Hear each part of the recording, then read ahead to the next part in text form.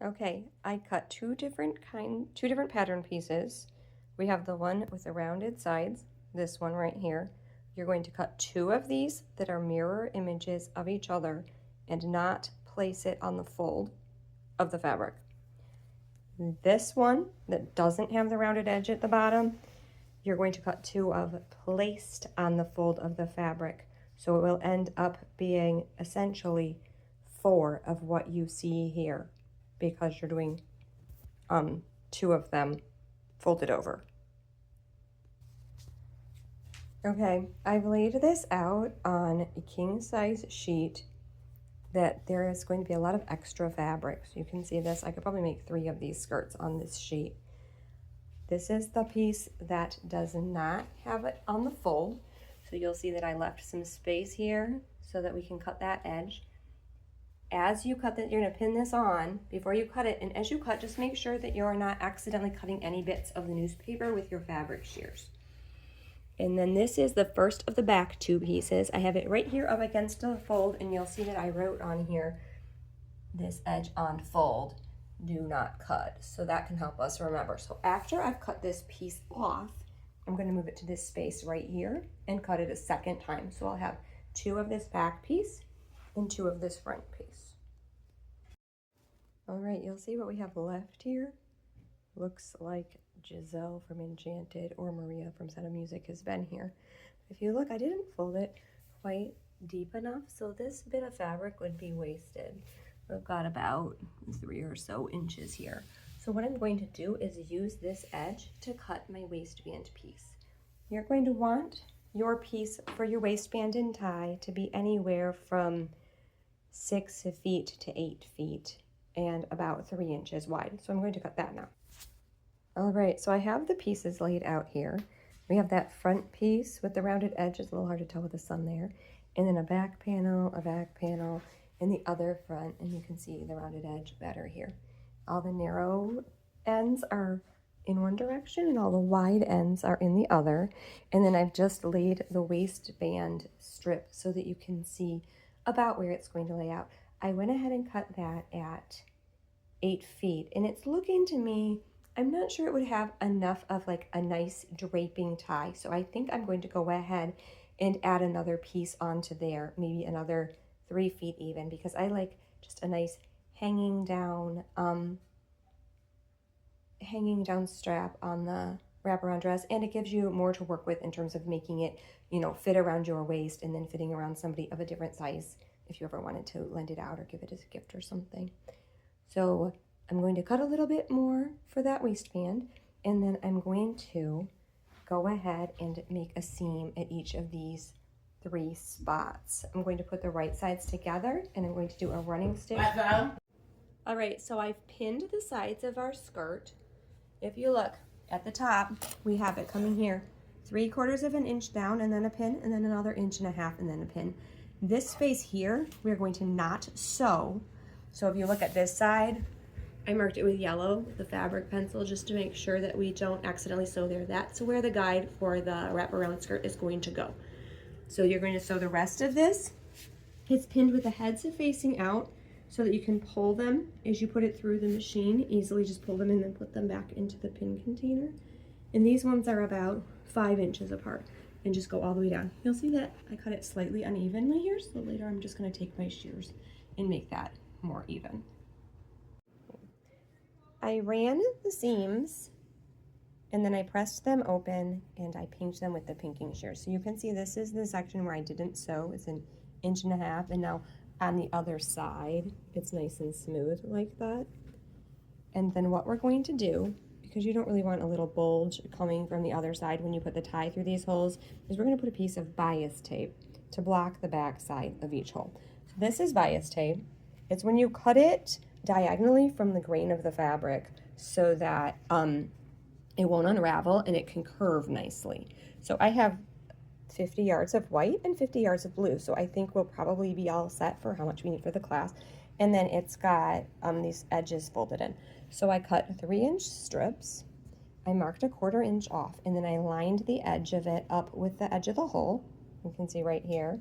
And I pinned it in place. And I'm going to, on each of my 3 seams, I'm going to sew just this much. And after I've done that, I'm going to go ahead and fold it so that it comes up here and is even or past this upper edge.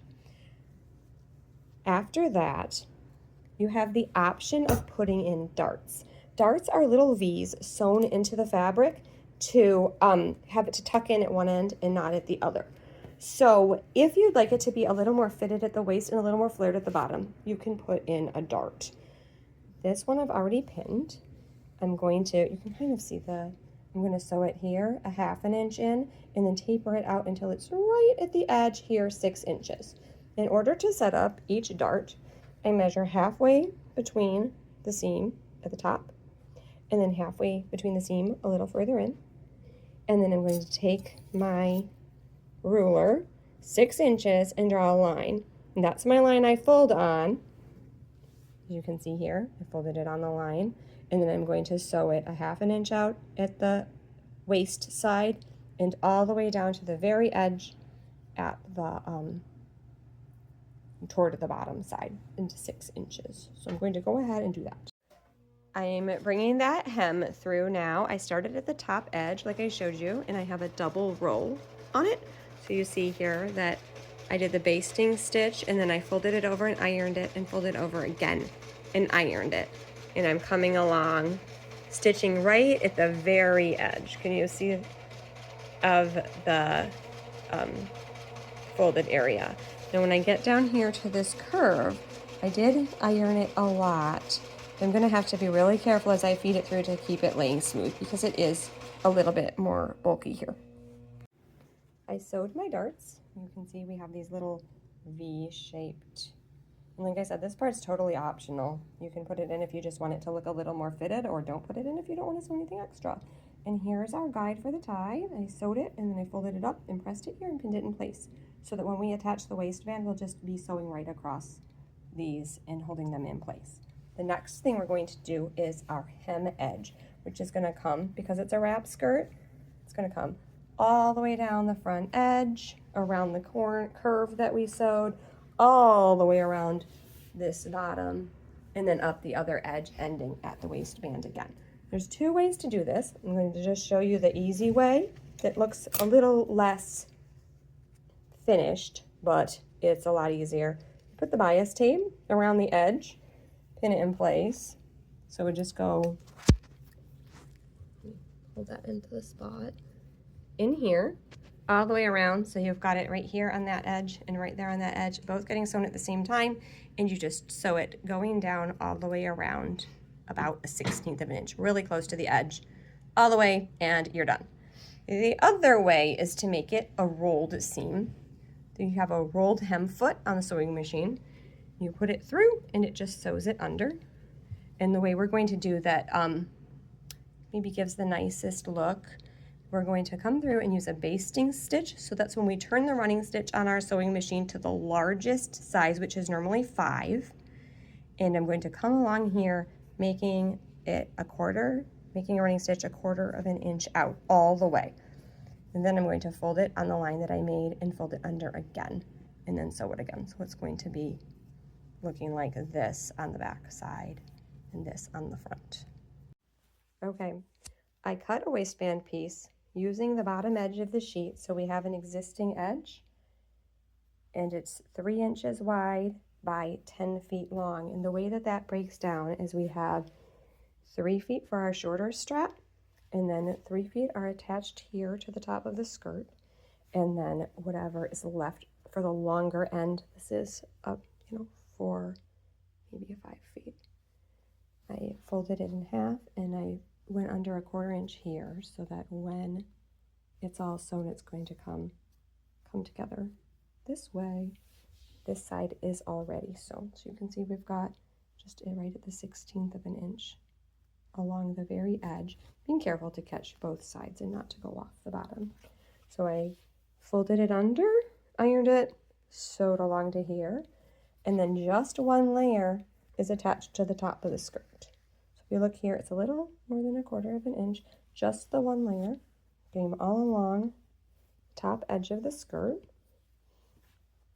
until we came to our end, and then I'll continue on all the way down and across, and then it will be completely finished. As I was attaching the waistband, I made sure to get at least most of the guide for the tie to go through later. So this one turned out better. And then when this comes over, it'll be sewn on there an extra time. And that little bit of wonky edge will be just hidden right underneath there. And you'll be all set.